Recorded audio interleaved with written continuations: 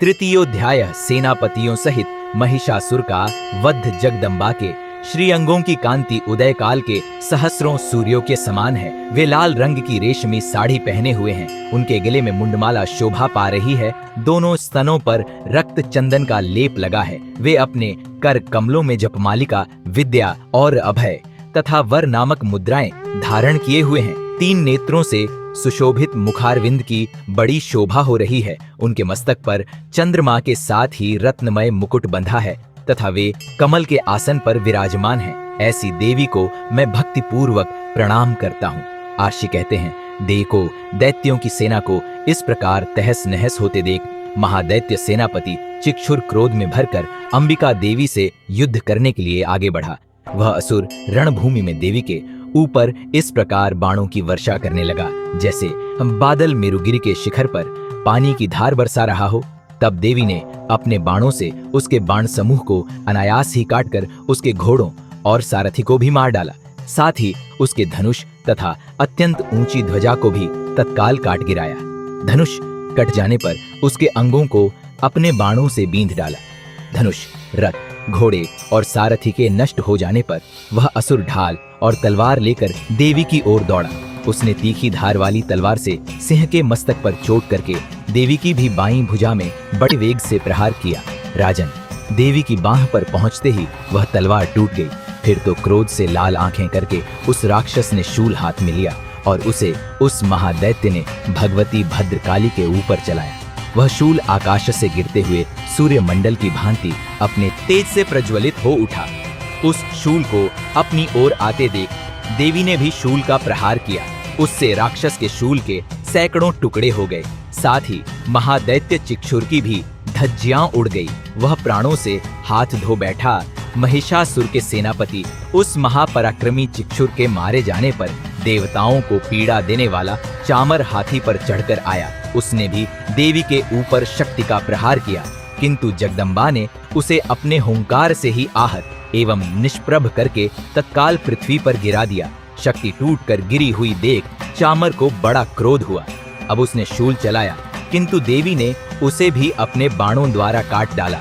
इतने में ही देवी का सिंह उछलकर हाथी के मस्तक पर चढ़ बैठा और उस दैत्य के साथ खूब जोर लगाकर बाहुयुद्ध करने लगा। वे दोनों लड़ते लड़ते हाथी से पृथ्वी पर आ गए और अत्यंत क्रोध में भरकर एक दूसरे पर बड़े भयंकर प्रहार करते हुए लड़ने लगे। तदनंतर सिंह बड़े वेग से आकाश की ओर उछला और उधर से गिरते समय उसने पंजों की मार से चामर का सिर धड़ से अलग कर दिया।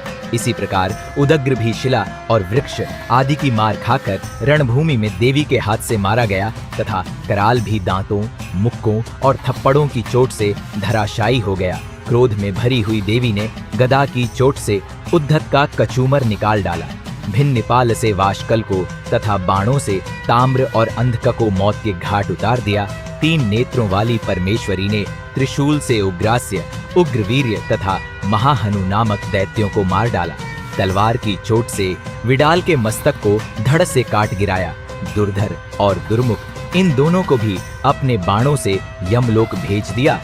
इस प्रकार अपनी सेना का संहार होता देख महिषासुर ने भैंसे का रूप धारण करके देवी के गणों को त्रास देना आरंभ किया।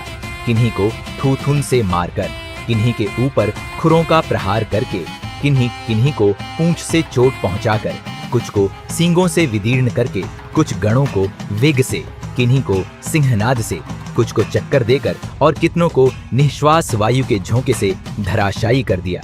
इस प्रकार गणों की सेना को गिराकर वह असुर महादेवी के सिंह को मारने के लिए झपटा।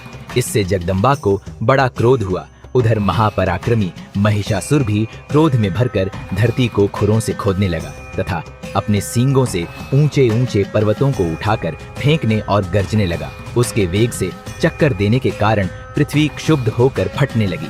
उसकी पूंछ से टकराकर समुद्र सब ओर से धरती को डुबोने लगा। हिलते हुए सींगों के आघात से विदीर्ण होकर बादलों के टुकड़े टुकड़े हो गए। उसके श्वासकी प्रचंड वायु के वेग से उड़े हुए सैकड़ों पर्वत आकाश से गिरने लगे।